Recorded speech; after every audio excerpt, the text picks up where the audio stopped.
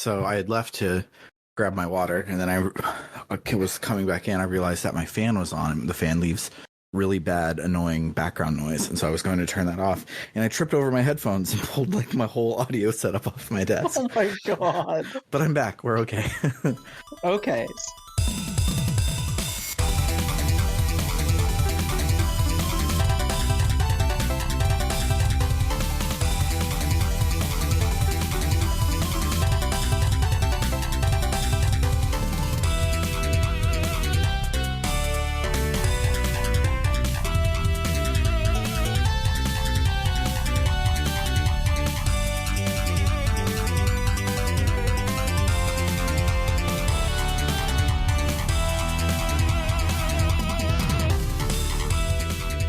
Welcome to RPG Book Club Movie Nights, the podcast where we normally watch a movie tangentially related to a game we just played, but tonight you can't even squint to make this one work. The only thing tying to the there's a lesbian.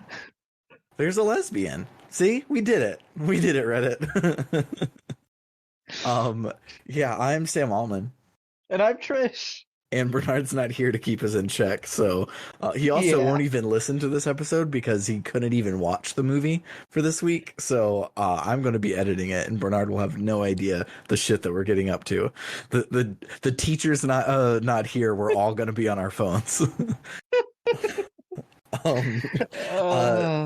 Today we will be discussing Jordan Peele's 2022 movie Nope, because it means a lot to Trish, and that's the actual reason why we picked this one, is because it's a follow-up to Trish's autobiography.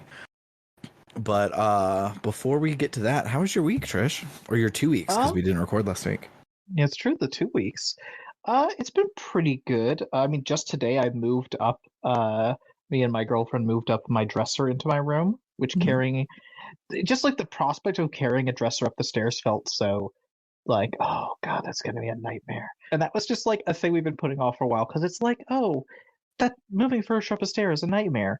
And it was so much easier than I was expecting, because I always forget every time I move that if you take all the drawers out of the dresser and there's nothing in it, it's extremely lightweight. Mm-hmm. And then each individual drawer with only one drawer's worth of stuff in it is also very lightweight. Exactly. So it's not very bad at all. Exactly. So I got it all up here, and that's nice. I just got in some new comics. Really what I've been doing recently is I realized that I was behind on the IDW Sonic comics, so I quickly caught up because I was only like 4 issues behind. And then I was like, oh, you know what other really good, like, weird comic book series I haven't, like, of someone taking a franchise I'm not even that into and making an incredible comic out of it that I'm behind on? I should catch up on the Power Rangers comics. And then I was like, I don't remember where I left off on the Power Rangers comic. And so I've just decided to start from the beginning. Yeah, I really want to start getting into the Power Rangers comic. I also want to get into good. I also want to get into Power Rangers, but I am a freak, and so I want to get caught up on both Super Sentai and Power Rangers and compare notes, which is a very stupid thing for me. Just watch RPM like a normal person. Yeah, I can't even catch up on Naruto in One Piece. Why do I think I could catch up on a show that started in like 1973 and think that I can just watch all of them? Like, I'm so stupid, but that's what I want to do.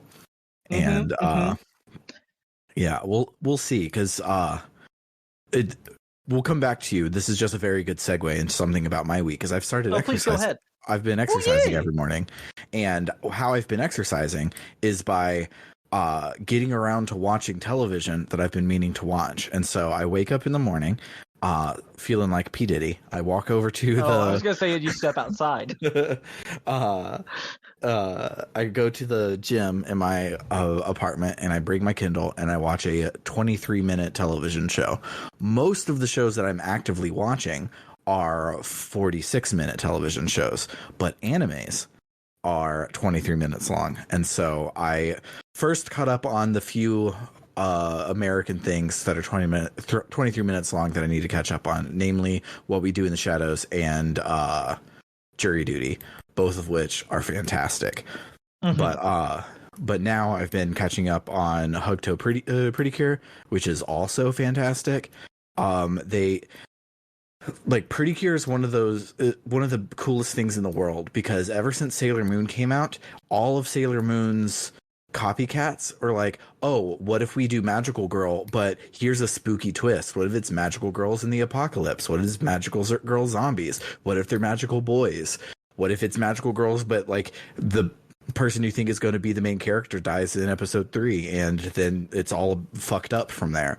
Like everything is Magical Girls, but meanwhile, Pretty Cure was like, no, the Magical Girl genre is just good. What if we just did it really good? And so all of the ways that they like explore it are fantastic. And I'm only like 11 episodes into Hookto, so both of these things are technically spoilers, but not very big ones. When they meet the third color-coded girl in their high school, so obviously she's going to be the next Pretty Cure.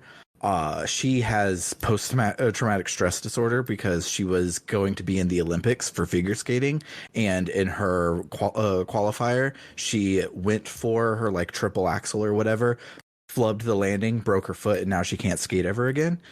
And so she while they were like talking to her to do that sort of stuff, be like, hey, you should be a Pretty Cure, blah blah blah blah, she like starts to believe in herself a little bit. So the magical Pretty Cure MacGuffin is coming down from like heaven to be for her, and she runs and she jumps to grab it, but as she jumps, she is triggered and remembers when she had jumped and broke her leg, so she stops believing in herself, and the magical girl thing goes away, and she doesn't become a Pretty Cure for 3 more episodes, and it's fan-fucking-tastic.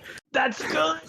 It's so good, and like they Go ahead. they just continue to do cool shit like that. And so this season is called Hugto, and their mascot is this little baby named Hugchan. And so you think that's what it's about, is they named it after the baby. But you get to we have our first team together, and now's the time where magical girls get their second set of superpowers, where everybody gets the wand in addition to their transformation pin or whatever. And so Curiel is like, oh, I believe in everybody, blah blah blah blah, whatever, power of friendship, and then this super kick-ass sword shows up out of nowhere and has this like wings for the cross guard and this bright like rainbow blade and everything. It's so badass, and she grabs it. And Pretty Cure is known for like, its fight scenes are very physical fights. Like this is like a superhero show. The superheroes are all just magical girls. It's very little of the Sailor Moon, like, oh, we're going to cut away to a thing of me shooting bubbles and then cut away to the bad guy being like, no, they're going to get their ass kicked. And so she's coming in, and it looks like a classic Pretty Cure beatdown is about to happen.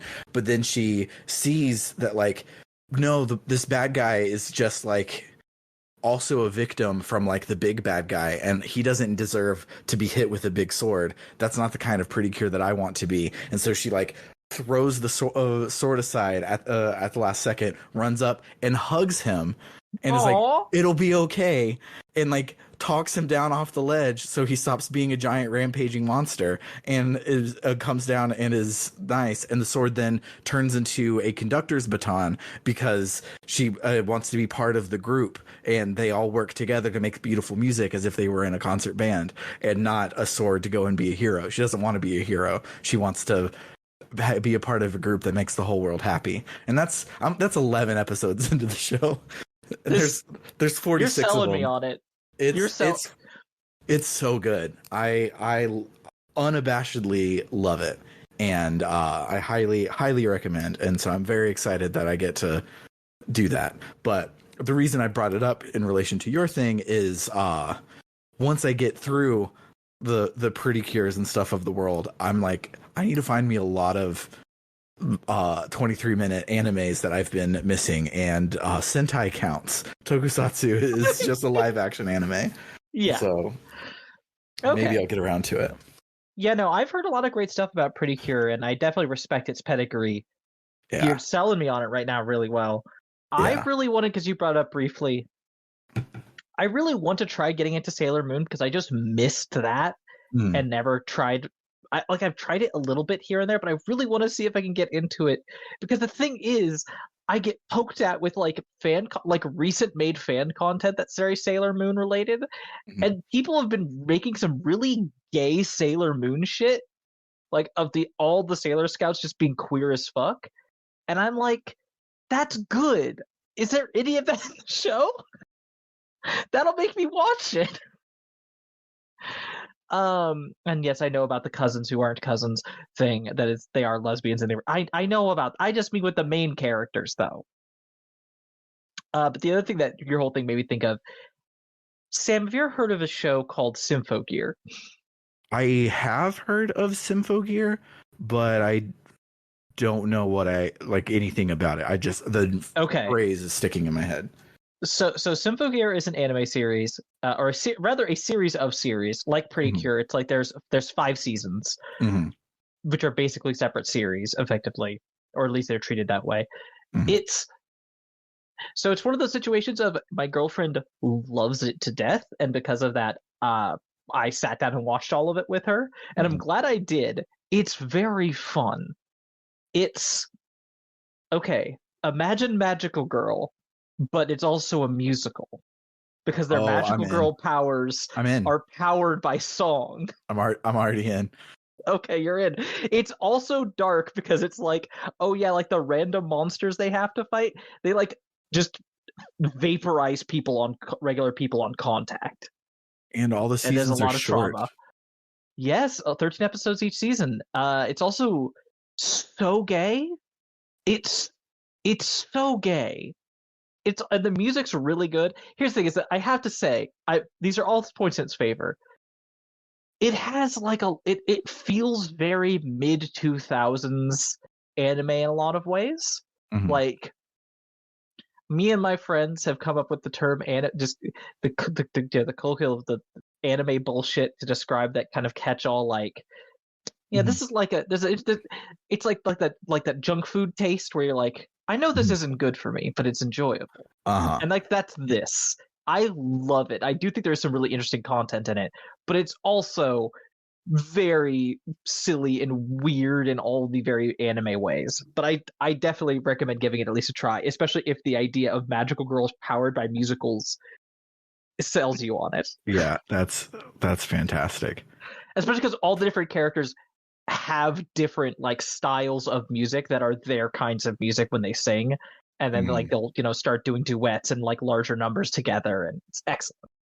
that's very good. I am definitely going to check that one out. Okay then, anything else you want to talk about relating to the week? I don't think so. I think that's the biggest thing that I've been doing is exercising and losing my shit about how good Jury Duty and What We Do in the Shadows and Pretty Cure is once a day. Mm-hmm. I've also Mm-hmm. been not during the morning, just throughout the day. I've been watching more Star Trek, the original series, and I'm almost done with it. And Mm. all of the jokes, like on Futurama and stuff, about how it's a wonderful show 60% of the time or whatever, they were mostly talking about season 3. Season 3 has had a bunch of it has had the most, well, that was an episode of Star Trek episodes, and That's the this season. That's the season after it got canceled and brought back, isn't it? I don't remember. I'd have to look that up. But Okay, that's what I'm remembering yeah. vaguely. But yeah, it has some stinkers. It has some perfectly serviceable but not great. It has one of the best episodes. It's very Star Trek as in that regard, where sometimes Mm-hmm. you'll have absolute garbage and other times it'll be the best ever. So yeah, it's weird. I quickly looked over the like synopses of the rest of the season, and I don't have a lot to look forward to. And then I of course am watching things in order, so I'm going to watch the animated series, which I've heard in general I don't have a lot to look forward to. But then I get to the movies, and the movies are without a doubt phenomenal. And then I get to Next Gen, which we all know is really really good. So Oh, My friend L, who's in the chat there, confirms yes, season 3 was post revival after it was canceled, and among other things, their budget was a lot smaller. Nice. Yes, the animation is very low budget, but listen, I do appreciate that with the animated series, they were like, oh, cool, we can just design whatever we want Mhm. for the aliens. We're not limited. That's where we get like the cat people and like there's just so many weird alien designs that come out of that one. Mhm. And now that we're getting a second animated series, they're doing that again, and it's like, yes, I love Yes, it. me So good. too. Me too. Anywho, that's not what we're going to talk about tonight. Tonight we are going to talk about Nope from 2022. So let's listen to some music. I don't know if it'll be There's from Nope the or movie. just I mean, there's Falcom songs or from this. something. Oh, we probably can't get those songs though. Yeah. So No. if I find a piece of music from Nope that works, because it's everything that's not like a song from it is very like ambient noise Yeah. kind of music, and probably wouldn't do good for a little do transition. So we'll see. We'll Yeah. listen to something, and then we'll start talking about the movie.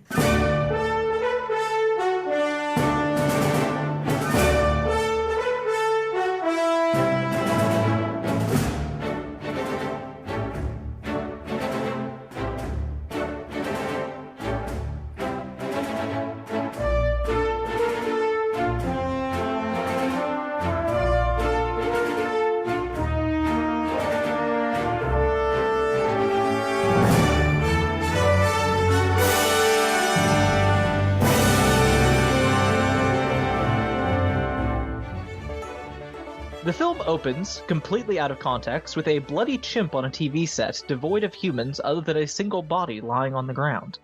The chimp wanders around, then looks at the camera as though meeting someone's eyes in recognition. From there, we cut to a ranch in the rural areas around LA, where Otis Jr., who most people just call OJ, is helping his father, Otis Sr., played by the always great Heath David, Absolutely. begins with some horse training. They specialize in providing trained horses for films. Things begin to fall out of the sky, one of which hits Otis Sr. in the head hard enough to lodge itself firmly in his skull. OJ drives his bleeding father to the hospital, but doesn't make it in time. And the thing that killed his father? It was a nickel. There's something symbolic in that, I'm sure. We can talk about that later. Sometime later, OJ is trying to run the ranch himself, but is struggling. We see him trying to manage a horse for a commercial, one helmed by a legendary cinematographer named Antlers Holst. But when it comes time to give a safety meeting, OJ struggles. He speaks softly, he doesn't meet people's eyes, and he tends to be blunt and to the point rather than being showy and charismatic. Luckily for OJ, there is someone who's showy and charismatic and is there to help his sister Emerald. M Played by the swoops in. wonderful Kiki Palmer. She's so freaking good in this. I think this was my introduction to her. I loved her in this. It's so good. She's great. M swoops in, having arrived late, and easily does the safety meeting, though she does take some time to plug her own independent ventures as part of it. And then she immediately just heads over to schmooze around and flirt with pretty girls, which is a bit of an issue because OJ isn't properly able to warn people before they spook the horse, Lucky, who then kicks a bag of sand. This loses them the job, and OJ is left frustrated as he drives himself, Lucky, and M to a recently rebranded Western carnival, Jupiter Junction. Because business has been bad ever since his father died, OJ is forced to sell his horses to this rodeo in order to make ends meet, though he wants to talk to the owner, Jupe, about setting up some sort of payment plan to buy them back once they start to rebound from their current problems. That's made difficult when M keeps turning the conversation into being all about Jupe's past. You see, Jupe was a child star and keeps mementos of his work all over his office. The one thing that really gets focused on, though, is relics from his time on a show called Gory's Home. He has an entire secret room dedicated to that particular sitcom, much of it tied to the tragic way it ended. Something happened that set the chimp playing the titular Gordy off, and it attacked the cast. But when pressed, rather than talking about the horrors he witnessed, Jupe instead focuses on an SNL sketch that was made parodying the incident. M follows OJ back to the ranch, where they break into their dad's liquor cabinet and relax with some weed, reminiscing over their childhood. Their father tended to ignore M, even telling her that a horse named Jean Jacko would be hers to train only to instead use the horse with OJ for Scorpion King. But even if their father ignored her, OJ never did. He always saw her. This complex delving into family dynamics is ruined somewhat when a horse escapes the pen and OJ goes out to find it. Instead, he gets a glimpse of it disappearing into the air as something strange and difficult to see flies off. He tells them about it, and they decide that this could be the ticket to financial stability. If they can get good footage of a UFO, that's pay dirt. They go to Fry's Electronics the next day, using M's money to buy some security cameras to set up over the ranch. Angel, the guy checking them out, who is a bit dismissive of them, shows up later to install it all, and quickly catches on to what they're trying to do. Turns out he's a bit of a UFO enthusiast himself, but they're not interested in bringing him in to help with this. Realizing that they're going to need some sort of bait, M goes and steals one of the fake horses from out in front of Jupiter's Junction, only for Jupe to follow her and ask her where she got it from. The problem is he's too charming and polite to accuse her of stealing it, and M is capable enough socially to navigate the conversation so that Jupe is left with no polite recourse except to just drive away empty-handed. Before leaving, Angel brings up that, he could help with looking for UFOs. He could maybe even watch their cameras remotely, and they're like, no, please don't do that. Still, they do make it clear that they're going to give his service 5 stars. Working class solidarity. Mm-hmm. That night, there's activity out in the stable, so OJ goes to investigate. While a bit of a creepy scene at first, it turns out this is just Jupe's kids wearing alien costumes and pranking them for stealing. It's not all a loss, though. The UFO does return and take the fake horse, but sadly the entire thing isn't caught on the cameras. One of them is taken out by some sort of anti-electrical field the UFO has, while the other spends the entire incident being covered by a praying mantis, despite M's attempts to knock it off using her snacks. At this point, they think it's time to step it up, and reach out to famed choreographer from the commercial, Antlers Holst. Holst listens to their request, but ultimately decides to tell them they should stop chasing fame, that it's a dream they're never going to wake up from. A bit of a setback, but then Angel arrives. Yes, he was watching the entire thing happening last night, even though they told him not to, but it turns out he was useful because he noticed something no one else has. There's a cloud in the distance that never moves. As they discuss this, OJ says that from his encounters with the UFO so far, it doesn't seem like it's a ship, that it's something else entirely. It's at this point that we get a full flashback to what happened that day on Gordy's home. From the scene before things go wrong, to the balloon popping and setting the chimp off, to the bloody and messy results. Jupe spent the entire incident hiding under a table, but eventually the chimp noticed him. Seeming to snap out of what had come over it before, the chimp came closer and offered a fist bump to Jupe. Before they could connect their fists, the chimp was shot through the head. We hard cut from that to Jupe preparing for the first performance of his new Star Lasso experience, which he has been hyping up this whole movie. He's even invited his old co-star from Gordy's home, but that turned out to be a bit of a bad idea. See, the idea of this whole performance is that he was going to send out a horse so the UFO could take it. They've been practicing this with the horses he's been buying with OJ night after night, but before they can even get the horse out, the UFO flies over the stadium and sucks up every single person. Mm-hmm. In a horrifying sequence. Mm-hmm. For the OJ first, so this whole, up until this point, the movie has been very like, don't show the shark sort of horror movie, where like even when you get a glimpse of the flying saucer, you get a glimpse of it like zooming behind a cloud or something like that. You barely get to see it. It's very classical horror like that.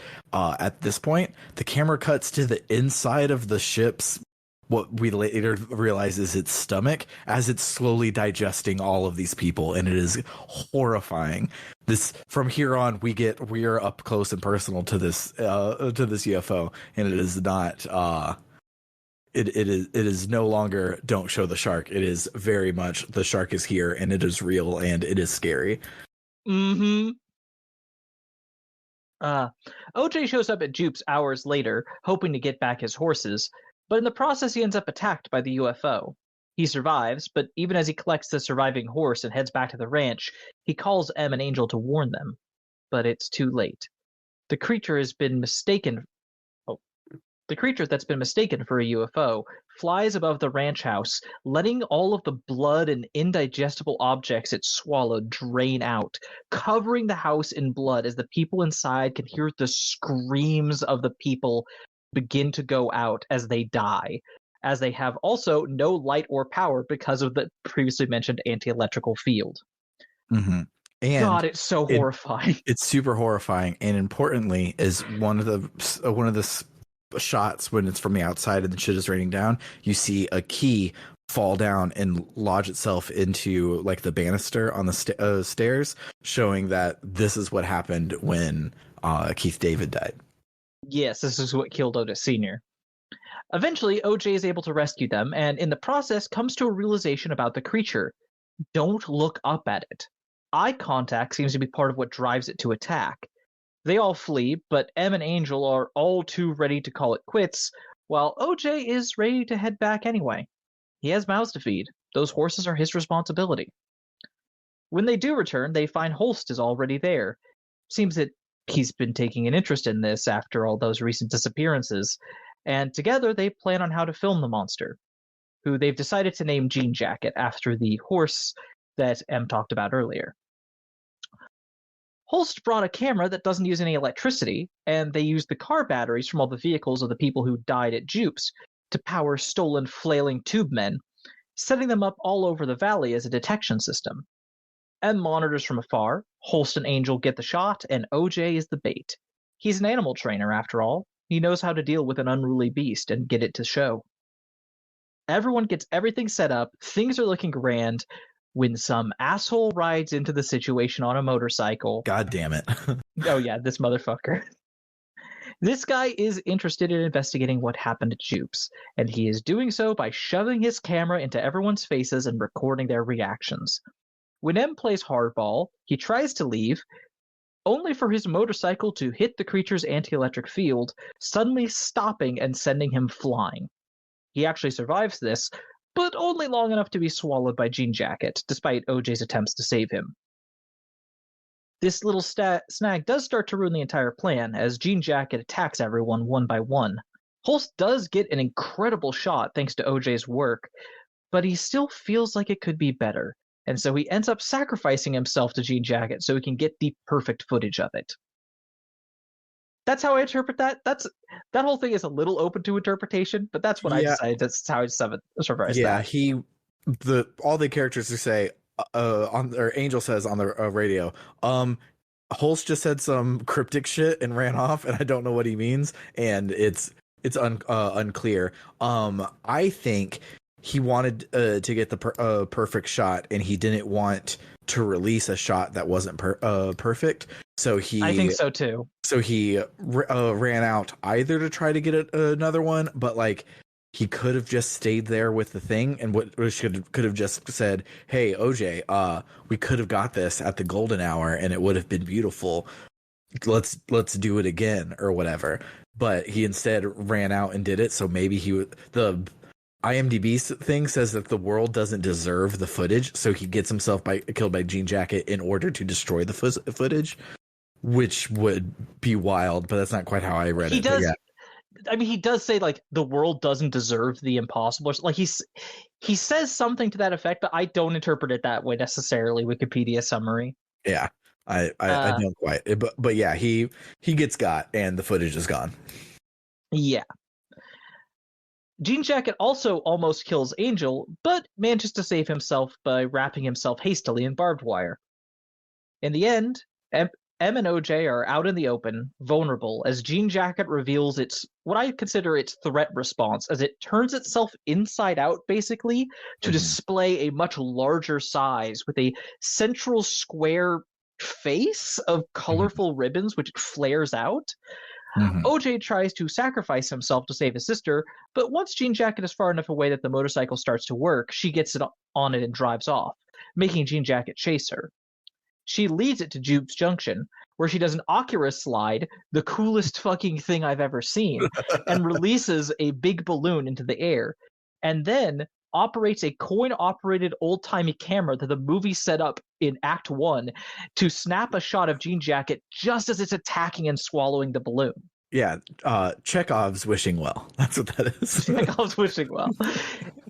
The big balloon pops inside of it, possibly killing the creature. It's unsure.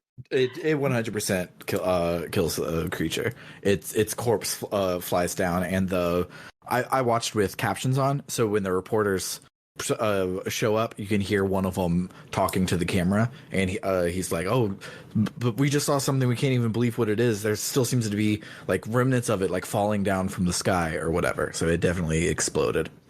Okay. I've heard some people suggest that possibly enough of it maybe remained to regenerate or something. We don't know. It's a weird creature. Mm-hmm. Anyway, as you said, yeah, news crews rush to the scene, but all Em cares about is that her brother also shows up, having ridden out on a horse for her. And that's where the movie ends. Mm-hmm. And the Chekhov's wishing well is a camera that's at the bottom of the well to recreate the movie poster for Jupiter's Claim, which is what the whole theme park is based around, something that Jupe was in Jupiter's Claim. And so it's the camera's at the bottom of the well, and it shoots straight up. And so she released the balloon to go right over it, so she could get a picture straight up. And she got the picture of the UFO. So because Em is incredible, and I love her. So their movie ends with her getting the picture, standing up, and then she also sees that OJ is alive. So they lost everything, but they're going to be rich, and they're alive. So works for them. Well, I think it's kind of important that she specifically turns away from the news crews and the finished picture and instead walks over to OJ. That's what she's focusing on. I thought I saw her grab it, but even if I hope for their sake, because they deserve to be Oprah rich. I hope that they do stake claim to it and they get the rights, and not some punk reporter runs up and grabs it, because Anyways, that's how the movie ends, and it's fantastic. So let's listen to some more music, and then we'll gush about this movie for the rest of our allotted time today. Yes.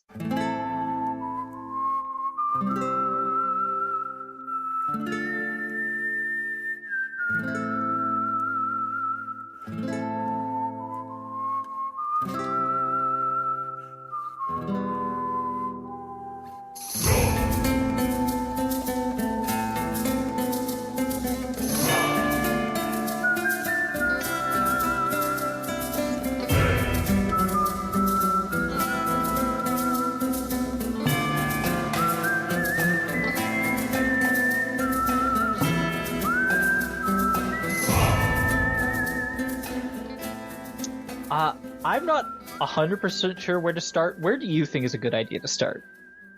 Anyway, Ancient Aliens History Channel. Check it out. Oh my god. Oh god. That line instantly made me hate Angel for a while. I was like, this motherfucker. He's one of these guys. That combined with how dismissive he is to the Haywoods when they first show up. Mm-hmm. But he grows on he grows on me a little bit, almost like a fungus or something. Yeah. He's really good. I really enjoy, there's a point as they're doing the big planning session and everything, there's a point they're all eating dinner together, and he says something about like, hey, this isn't just about the fame. Like, we're probably going to save lives doing this. And it's just like a really funny thing. Like, no one basically responds to what he says. And it feels like, oh, this white boy's tried to be like, oh, but actually, let's make this into a big, important, heroic thing. And it's like, no, motherfucker, we're trying to get paid. Mm-hmm. Like, what are you talking about? Another shout out. It's an important shout out. Daniel Kaluuya's thighs while he's riding horses this entire fucking movie. Yes. Just good thighs in tight jeans is a gift from the gods themselves. Agreed. He's very attractive man. Also, he's just incredible as OJ. Mm-hmm. Like, I guess I would love to jump on one of my many things I love about this movie. At no point in this movie do they say, oh yeah, by the way, OJ's autistic. But like, if you are autistic or if you have experienced autistic people, like OJ is such a really fantastic portrayal of an autistic character, and in a way that you don't usually see, because usually the portrayal we get of autism and things is very like, nerd on the internet sort of thing. But like, as I grew up in a rural area around a lot of like people who worked in farms and ranches and stuff like that, and I've known people like OJ where it's like, yeah, no, sometimes you're in this sort of setting and your autism is much more of like it displays in this sort of different way where everyone just kind of knows you as like, oh yeah, no, they're just kind of like that. Mm-hmm. And I don't know, he's such a great character. He's fantastic. I also love there's so much Hollywood history in this movie as well. Yes, there is. So there's a lot of things about like how television shows work, how like the history of like motion pictures themselves is OJ and M are like the great grandchildren of the black man on the horse in the first ever motion picture. And there's a whole bunch of little things like that as someone who went to film school and then promptly joined the IT careers and doing jack shit with my film degree, it was a lot of really cool stuff that like was flavor around the movie, which I really enjoyed. Yeah, well, and it also definitely feels like Heel was going for. I think there's definitely some racial commentary in that. Like, I think the undeniable thing, like, we're digging into what Nope is about. I think Nope is about spectacle. Like, they use the word many times throughout the film. There's like an opening, I think a Bible quote or something about it at the very start. Like, it is about the idea of being seen and how you can be seen by people you know and love versus being seen as a spectacle up on a stage, up on the screen for consumption. Mm-hmm. And a lot of other different ways too. The movie is very deeply focused on that as a thing, but there's definitely a racial aspect of, again, when they talk about the story of their great-great-grandfather, the jockey in that. He's not a filmmaker. He was the thing being filmed. He was the subject of the film, and it was a white filmmaker who, took that, recorded that image and everyone knows his name. No one knows their ancestor's name. And this is the story of something happening to them and them going, we need this story to be our story. We need to be the ones who own this narrative and who control this narrative, because if we don't, it will be taken from us. Absolutely. You can tie this into the nickel being the thing that kills their dad. You could tie this into oh god, there's just so much fun thing to tie that in with. I didn't know this. I don't know where this comes up. This might just be like from the script or the director thing. But that guy who shows up, who they call TMZ, he apparently has a name officially. Yeah. His name is Ryder Mybridge. Mybridge being the last name of the one who filmed the guy on the horse. That's wonderful. Which, yeah, that's just a really great bringing it around, because like he is textually in the film, he is the dominant media coming in to go, oh hey, this is ours now. And luckily he's an idiot. He dies in minutes, but one thing that I really enjoyed, but if there's any negative about this movie, it is that it doesn't matter at all. It serves the exact same as the horse scene with the commercial, and the horse scene happened to OJ, so therefore it is more important. But the Gordy's home flashback is probably because they needed it's a 2-hour long movie, and the exciting parts with the alien happen at the very end, so they probably needed some stuff to get the horror movie crowd going. But as great as it is, and as much as I like it, it doesn't tie in enough.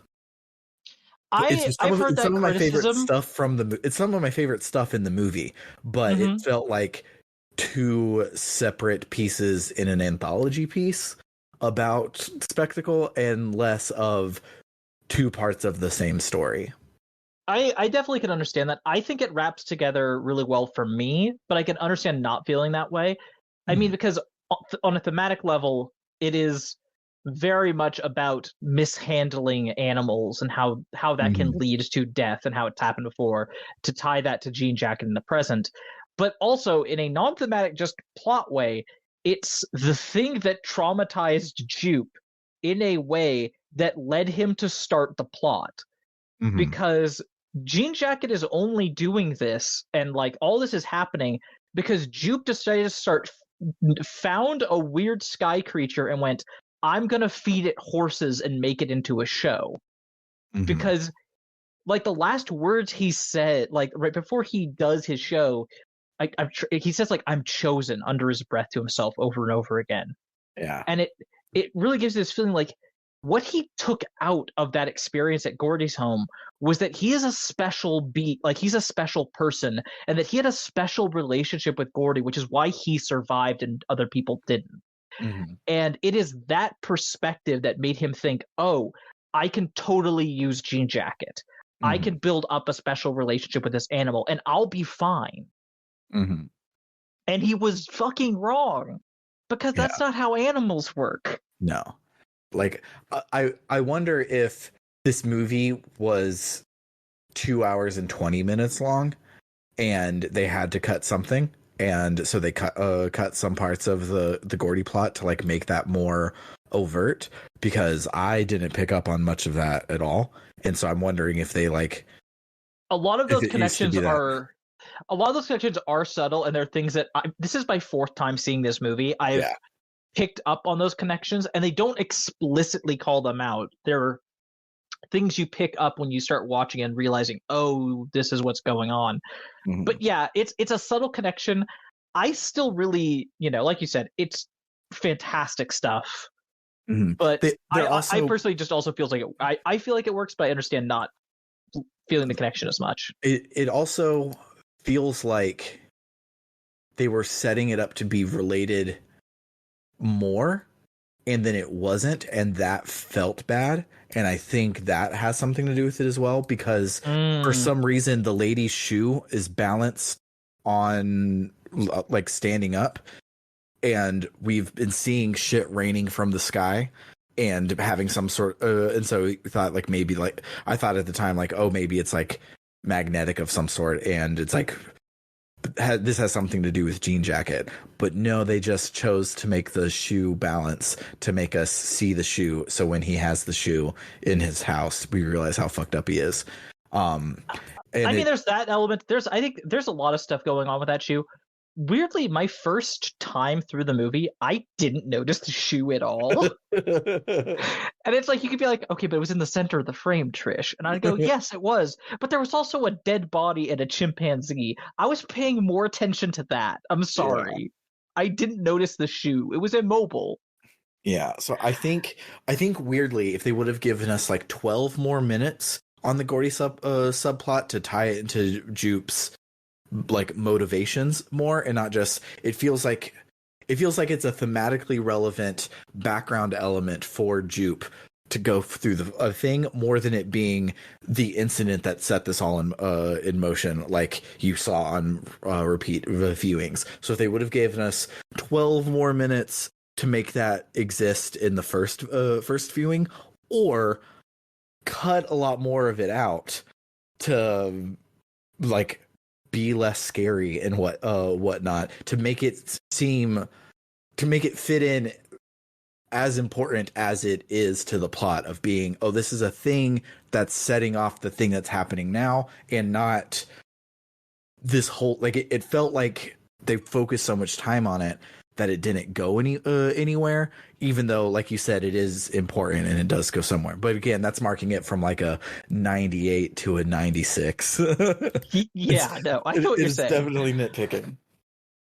I will say that the one of the other kind of things that ties it in is the masks that he sells as part of his Star Lasso experience that his kids wore when they were Mhm. dressing up, pretending to be aliens and screwing with the Haywoods. The masks look exactly like there's a point in the flashback to the Gordy's home thing where you see all the cameras that they're filming it on, and Mhm. the side view of those cameras is like very much the same look as those masks. Mm-hmm. Like it's another just like the imagery of that flashback is something that Jupe has brought with him into the present. Mm. But yeah, no, I get what you mean. Switching subjects, you brought her up before. Em is fantastic, and I love her so much. Absolutely. She just, I also, again, in the same way that I'm like, they didn't feel the need to be like, oh hey, by the way, OJ's autistic. They also don't like super flash in your face like, oh, Emerald's a lesbian, but she's very lesbian. She's incredibly lesbian. And I adore. She's a super lesbian, you might even say. Mm-hmm. She deserves to be in a super lesbian RPG. Yes. But yeah, no, just the way her and OJ bounce off each other, their sibling dynamic, the conflict between them at the start of the movie, and the way that we slowly get a better understanding of how they got here and how this crisis kind of brings them closer together again. I just love shit like that. It's so good. Mm-hmm. This movie's so good. It is. It's very good. Also, I really like. We talked about how we can't really use it before, but when it comes to like songs that are in this film, I really one of these days I want to specifically find like a playlist of the songs that were in this movie because I like really good songs in this. Mm-hmm. And of course, there's also I loved when I wear my sunglasses at night. It goes slow, and then when it comes back, it doesn't come back all the way because Jean Jacket is still around, just not super close. And so just this really creepy, like almost unintelligible version of I wear my sunglasses at night, which is it was so good. Okay, this is what I was thinking of. The guy who plays Antler's host, Michael Wincott, who has an incredible voice. Mm-hmm. Like whenever there are points in the movie, like he has this like deep, gravelly voice, and when he says things, it's like the perfect, like cryptic, mysterious shit kind of voice. And there's a point when they're planning things, and he just starts at dinner. He just starts like spoken word, doing the song. One-eyed one-horned purple people eater. And it's so good. It is one of the weirdest things in movie history, and it's fantastic. I love it so much.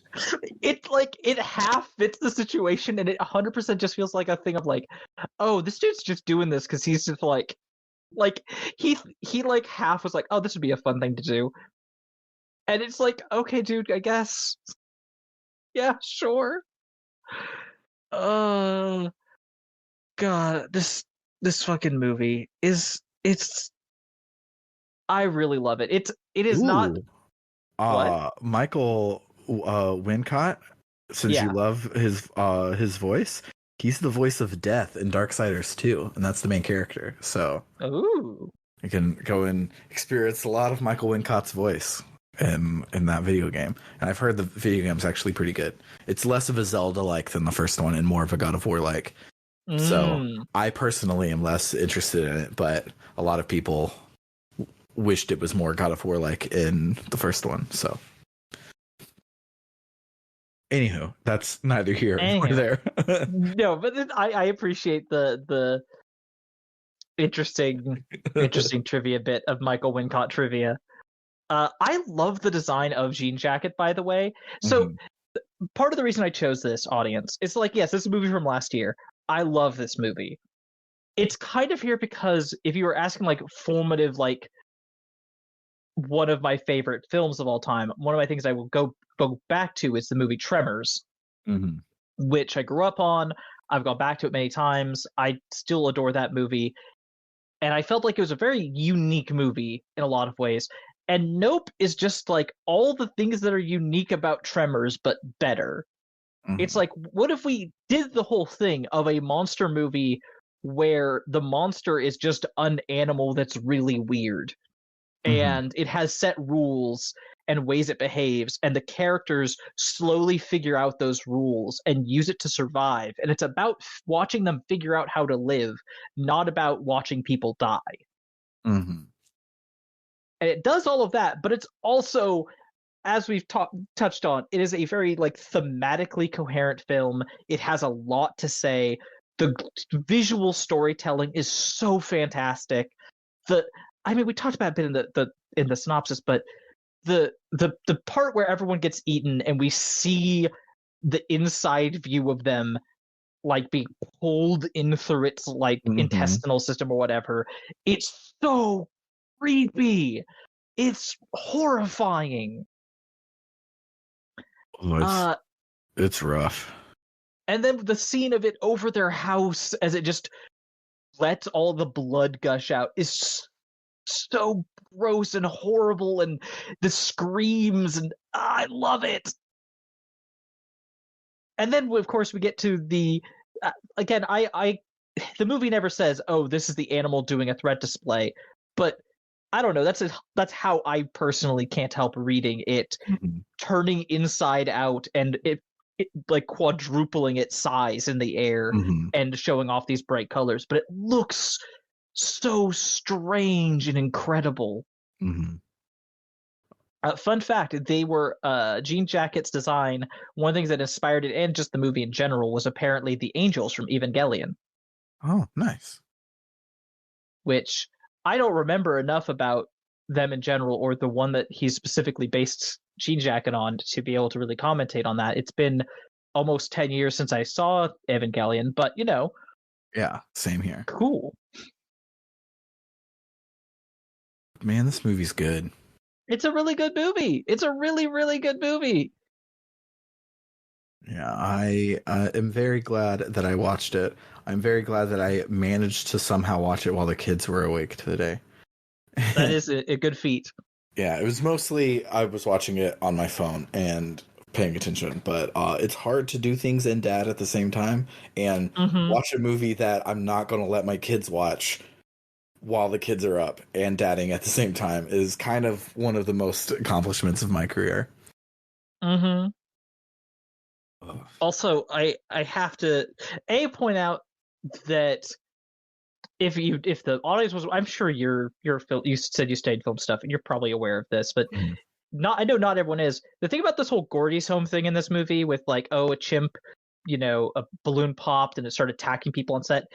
Stuff like that has happened multiple times in real life. It is one of the reasons they don't use live. They talk about Siegfried and Roy in the movie. Yes, that's like probably the most famous version of this. Yes, but with chimpanzees specifically, like there was a big thing in the 90s and 80s of like bringing monkeys and specifically chimpanzees into things. One of the reasons they stopped is because they tried to hush it up, but shit like this happened. Because chimpanzees are really neat animals, but they're also extremely strong and very terrifying, and they're wild animals. You can try to tame them, but they'll still occasionally have something like that happen. The second part of that was just, I don't know why, but I love the detail. It feels very like the verisimilitude of like, oh, there was an SNL sketch of this incident, and that's how he talks about it. Like, that just feel like it's I don't know. There's something about the pop cultureness of like, oh yeah, they did a parody sketch of this on SNL. That's like, oh, you've just instantly sold this as like a thing. Like, yeah, sure, I believe that. Absolutely. It's also horribly gauche at SNL to do that. Yeah. I also love that the chimp wasn't real, and they made it very unreal to be like, yeah, this movie is about respecting animals, so we're not going to put a fucking chimp in our movie. Yeah, exactly. Because like which I appreciated. I when I was going to IMDb earlier to like have a thing up to follow along while we were recording, one of the trailers shows them doing it. So much of this movie is green screen and CG and not real, and I did not notice anything except for Gordy being fake. And so it definitely was on purpose that they were like, this is not a real monkey. We're not doing that. Definitely. Also, I just read a thing that makes me so sad. You know the bit where, as part of the flashback, like the chimp notices Jupe and is like, "Oh, like comes up to him and it seems to like is no longer in that stressed out fight or flight instinct. There's a point where he's waving his hands, and I was just like, oh yeah, whatever. It's like, no, that was ASL. Mm-hmm. And it was ASL to what happened to family. Uh-huh. Which I'm like, oh great. You want to make it even worse for me. Thanks, movie. Thanks for making me feel even worse about this chip. It's like, it's really sad because like they killed the headshot this chimp, and it's like, this chimp didn't ask for this to happen. You fucking people put it on a set like this, and it was an unsafe situation. Like, that's not on the animal. My partner who's in the chat just said that's not how primates understand ASL. I'm aware, honey. I know it's a movie. It's fiction. Yeah, we were just speaking about how this was a very fake chimp. It's a very fake chimp. But fun fact, as of July 23rd, 2020, there are no more chimpanzees in Hollywood. They've all been let go. That's good. Mm-hmm. Did you have anything else? Oh, go ahead. I was going to say the only chimpanzees left in Hollywood is Andy Serkis. Deserves an Oscar for those movies. I mean, Andy Serkis just deserves an Oscar in general. Like one of the 8 billion reasons why Andor is one of the greatest TV shows ever made is it helped remind a lot of people that, oh, Andy Serkis is just a great actor, period. Yeah. And it doesn't matter if you CG him or not. He's still incredible. He's fantastic. But yeah, that'll do it for the week. If you like what you heard today, you can head on over to www.rpgbook.club, where any and all donations will help us cover the cost of running the show, making it better and better. If you set up a recurring monthly donation, you also get a couple extra benefits. If you donate $1 more a month, you'll get access to our bonus feed, where we host all of our bonus episodes. This week, we have a wonderful, exciting episode of Tales of Podcastia, in which we realize we're not 4 episodes away from the end. Next episode is the last episode on Tales of Podcastia. There's so much side content at the end that we're all skipping, and so we get to be done with this game that is like Axe of the Blood God. Shout outs to that podcast. It's fantastic. You should listen to it. But they had a Tales ranking, and Tales of Fantasia was the 3rd worst one, and the 2 before it are the borderline unplayable DS games. So it is definitely the worst of the playable Tales games, and we're almost done. So that's exciting, and you can hear the happiness in our voice on the bonus feed this week. If you donate $5 or more a month, you get to do that and also get your name shouted out every episode, just like this. Shoutouts to Cerebral Wind, It's Clear Time, Frost Terror, Dragon Slayer 19, Floris, Kaldron, Freddy Rodriguez, AA Ron 524, and JFro Prime. And then finally, if you love us so much and you donate $20 or more a month, you also get to make me say a sentence of your choosing, either to plug something or just to make me say whatever you want. So shout outs to El Tantavi, who wants you to check out critical-distance.com, an aggregator for games criticism and journalism. Shout out to William Taylor, who wants you to check out rpgamer.com, reviews for people like us by people like us. Shout outs to Vimk, who wants you to play Legend of Legaia, which does not include any live animals. So it is A-okay to play. And then shout outs to Carr, who's a dentist, so he isn't plugging a website, but rather your own mouth. And he says to brush your teeth twice a day, most importantly, the time before you go to bed. For RPG Book Club, I have been Sam Allman. And I'm Trish. Toodaloo, folks. Oh yeah, next week we get to play Wild Arms 5, and I'm freaking excited. So if you missed last episode, enjoy doing notes. Yeah. Enjoy doing the notes.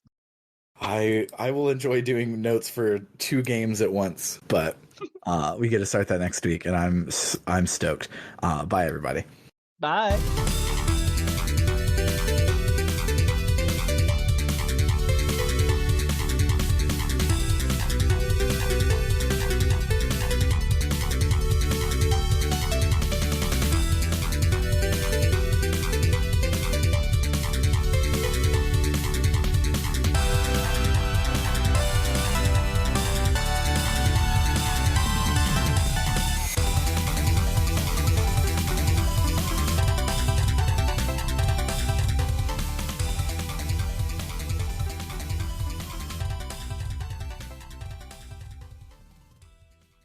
All right. Are you getting blown up on Discord right now, or am I just not seeing where these notifications are coming from? Oh, they're coming from the recording stage chat room. We have a recording stage chat room? Oh yeah, at some point Discord added a chat room onto every voice calls channel. What the hell? I didn't even know this was here. And it wasn't giving me any notifications for it. It was making a note, a bleep in my ears, but there was no visual indication that this A existed. Oh yeah, It no. was being spoken. Yeah, no. It's really hidden. That is dumb, but cool. I guess I can retire the Q&A live episode chat if we're just going to have one built in. But whatever. Okay. To be fair, a lot of people like you don't know it exists. It's very true.